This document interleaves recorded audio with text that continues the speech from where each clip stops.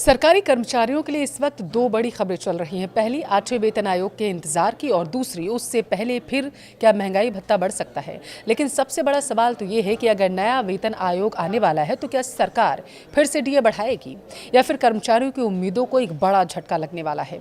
आइए इस वीडियो में विस्तार से आपको बताते हैं। नमस्कार, आपके साथ मैं पल्लवी रविंद्र सिंह।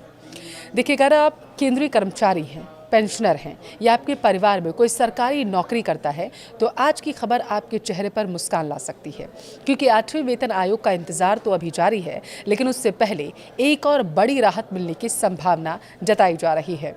क्या जुलाई 2026 से महंगाई भत्ता यानी कि डीए बढ़ने वाला है? क्या कर्मचारियों को 2% मिलेगा, 3%, 2 या 3% के आसपास महंगाई भत्ता मिलेगा? और क्या 8वां वेतन आयोग लागू होते ही ये मिलने भी लगेगा? इस तरीके के तमाम सवाल सबके मन में इस वक्त चल रहे हैं। तो सबसे पहले देखिए, ये समझते हैं कि आखिर डीए यानी कि महंगाई भत्ता होता क्या है। देखिए, सरकार अपने कर्मचारियों और पेंशनर्स को बढ़ती महंगाई से राहत देने के लिए एक अतिरिक्त राशि देती है, जिसे महंगाई भत्ता कहा जाता है। जब बाजार में खाने पीने की चीज़ें, पेट्रोल, गैस, किराया और रोज़मर्रा के खर्च बढ़ते हैं तो कर्मचारियों की क्रय विक्रय कम ना हो, इसलिए सरकार डीए बढ़ाती है। देखिए, केंद्रीय कर्मचारियों के लिए डीए साल में 2 बार संशोधित होता है, पहली बार जनवरी से, दूसरी बार जुलाई से। हालांकि इसकी आधिकारिक घोषणा आमतौर पर कुछ महीने बाद यानी कि सितंबर या अक्टूबर में की जाती है। फिलहाल केंद्र सरकार के कर्मचारियों को 60% महंगाई भत्ता मिलता है। जनवरी 2026 में सरकार ने डीए में 2% की बढ़ोतरी की थी।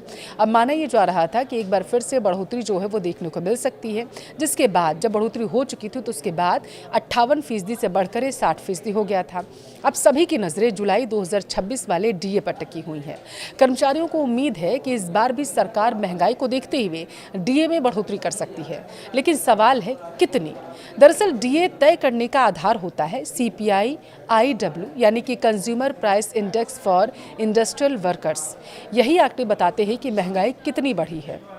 मई 2026 तक उपलब्ध सीपीआई IW के आंकड़े संकेत देते हैं कि महंगाई अभी भी बनी है। अगर जून के आंकड़े भी इसी दिशा में रहे तो जुलाई 2026 से डीए में 2 से 3% तक की बढ़ोतरी की संभावना है। अगर 2% बढ़ता है तो डीए 60% से बढ़कर 62% हो जाएगा, और अगर 3% बढ़ता है डीए तो ये 63% तक पहुंच सकता है, क्योंकि 60 तो पहले ही है। हालांकि ध्यान रहे कि अभी सरकार ने कोई इसकी आधिकारिक घोषणा नहीं की है। ये सिर्फ उपलब्ध महंगाई के आंकड़ों और जो रिपोर्ट्स आ रही है उनके आधार पर संभावना जताई जा रही है। अब सबसे बड़ा सवाल, क्या 8वां वेतन आयोग लागू होते ही डीए मिलना बंद हो जाएगा? जवाब है नहीं।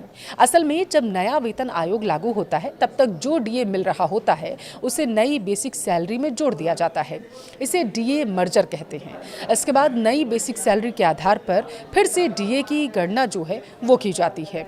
यानी डीए खत्म नहीं होता, बल्कि नई व्यवस्था के अनुसार उसे दोबारा से शुरू कर दिया जाता है। इसलिए जब तक 8वां वेतन आयोग लागू नहीं होता तब तक कर्मचारियों को 7वें वेतन आयोग के अनुसार ही डीए मिलता रहेगा। सरकार 8वें वेतन आयोग को मंजूरी दे चुकी है, लेकिन आयोग अपनी सिफारिशें कब देगा, सरकार उन्हें कब लागू करेगी, इसमें अभी संशय है। मीडिया रिपोर्ट्स के मुताबिक इसका पूरा असर 2027 तक देखने को मिल सकता है। यानी फिलहाल कर्मचारियों के लिए सबसे बड़ी उम्मीद जुलाई 2026 के डीए हाइक से भी जुड़ी हुई है। अभी 8वें वेतन आयोग का इंतजार है, लेकिन उससे पहले केंद्रीय कर्मचारियों और पेंशनर्स को एक और डीए हाइक मिलने की संभावना जरूर दिखाई दे रही है। हालांकि अंतिम फैसला सरकार की आधिकारिक घोषणा के बाद ही साफ हो जाएगा।